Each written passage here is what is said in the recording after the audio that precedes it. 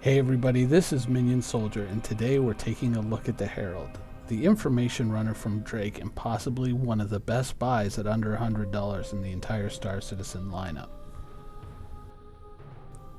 The Herald started its life as a $35 million stretch goal in the early days of the Star Citizen funding campaign.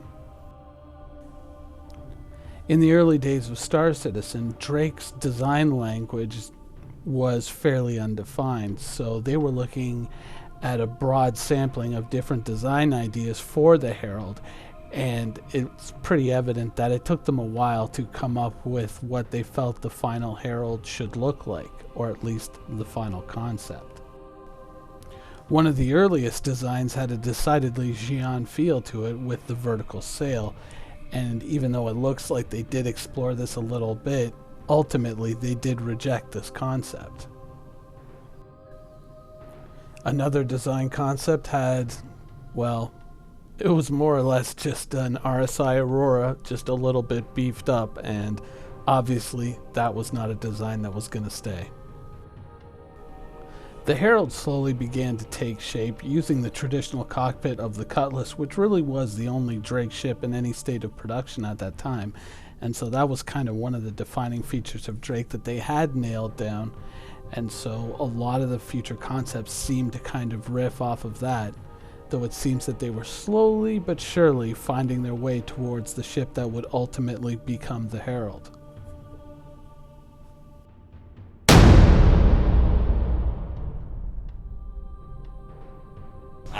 Chelsea, would you like to show off the Herald? I like to show. Yeah. I mean, if you want to, you don't have to. I mean, I don't know. I just figured you could be on the show if you wanted. Don't act like we asked you to like solve a quadratic equation. We're like, Chelsea, you wanna hold this up? What? I didn't know you would have been there. Just Alright. show it to the camera. Ready for the big reveal? Yeah. Big reveal? Dun dun dun dun. This is the Drake Herald. It's our information runner. The concept model was designed by Jim Martin, who did the Freelancer and also the Defiant on Deep Space Nine, which still blows my mind every time I think that. I still never watched Deep Space Nine. Oh, it's really good. I know I should. It's inspired obviously by the Drake design scheme, and also we wanted something asymmetrical and weird.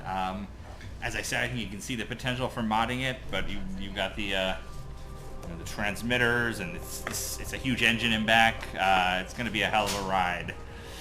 Guillermo told me since it only has one wing, it just flies in circles. That is actually a serious problem, which we will be looking into before it is flight ready. But as you've seen with the Scythe, we can have asymmetrical ships in Star Citizen. It just causes our physics programmers And more vertical ships. yeah, it just causes nightmares for our physics guys. Yeah. But that's fine. The asymmetrical design of the Herald, of course, had fans and it had some haters, but overall, generally it seemed that a lot of people liked it and the ship sold fairly well. However, unfortunately, that was not to last. On November 6th, 2014, Chris Roberts released a series of images with his monthly letter from the chairman, and these showed a fully symmetrical Herald.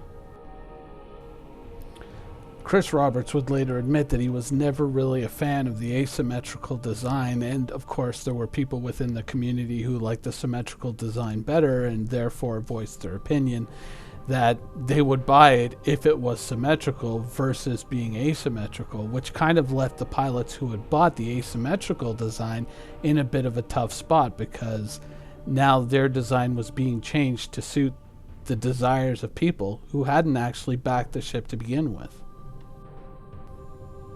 Ultimately, the symmetrical design would win out and the Herald would become a symmetrical ship, though the design that Chris Roberts showed on the 6th ultimately would not survive because of one other image.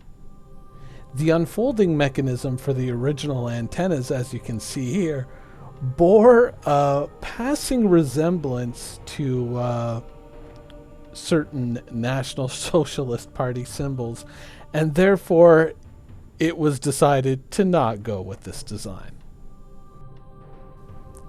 The Herald, of course, was still slated to appear in Squadron 42, and so work had continued on the design, albeit with a brand new antenna design. Later on, we were shown different possible designs for the new antennas on the Herald. Ultimately, though, none of these would be chosen, and the original design would be reverted to, however, with a few alterations in its unfolding mechanism. Ultimately, all the Drake ships were left in a difficult position. The Cutlass itself was in the middle of a controversy. The Caterpillar had not been seen in ages, and apparently the Drake Herald, which was at one point slated to be the next flyable ship along with the P-52 Merlin snub fighter, had apparently dropped off the schedule as well in favor of other work and would not make another appearance for quite some time.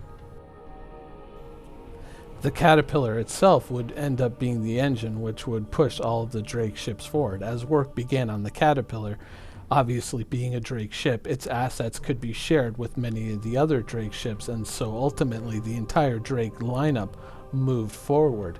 The Cutlass was going to get a redesign. The Herald was now moving forward and going to be flight ready.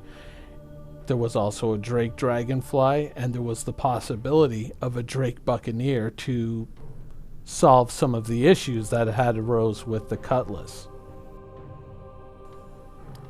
Now in 2016, the Drake Herald began to show up on ATV, showing it as a work in progress, along with the Caterpillar, and oddly enough, the Buccaneer began to make appearances as well. And it would seem that these ships in the end would end up influencing the final design of the Cutlass, even though the Cutlass was the first of these ships to become flyable.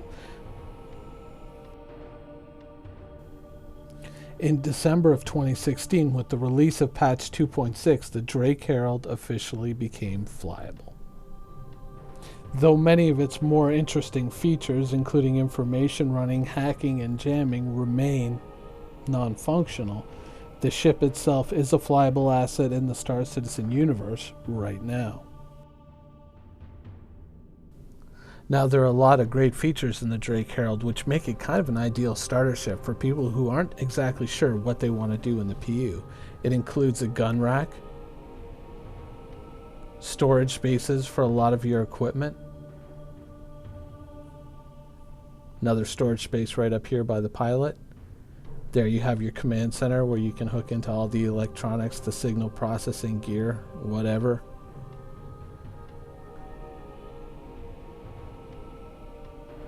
But there's also a bed facility and certain living facilities for you to save your game and, of course, take care of your character as needs be.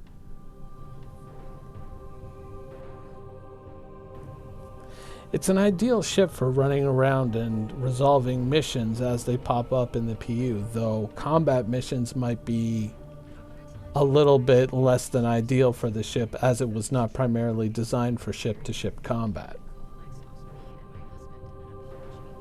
Now, even though it isn't designed for ship combat, it is definitely an ideal ship for getting around. It has that cargo capacity and a weapon rack, so it can store your armor, your weapons, and help you accomplish the missions that you get in the Star Citizen universe, so long as, once again, ship-to-ship combat isn't a large component therein, where the component is probably more on-the-ground type stuff. The Herald is an ideal platform for that sort of thing. And it'll help you get the job done when you need to get it done. That's what you get for stealing my whiskey bottles. Now, of course, the Drake Herald is an information runner, so the information that you carry is cargo, technically, though it's not cargo that takes up physical space. It takes up space within the computers on the ship, which the ship is built to carry a lot of. It can also be used for hacking and jamming, as we've heard from CIG. So there's a lot of potential for this ship, especially for someone who maybe wants to go down some more action-oriented roles or some more spy-type roles, rather than just hauling cargo from place to place. Now, with all these things going for it, along with the sale price of less than $100 US, that's what makes the Drake Herald one of 3 ships that I think is probably the most ideal starters in the Star Citizen universe. The other 2 being, of course, the Drake Cutlass and the Misk Freelancer.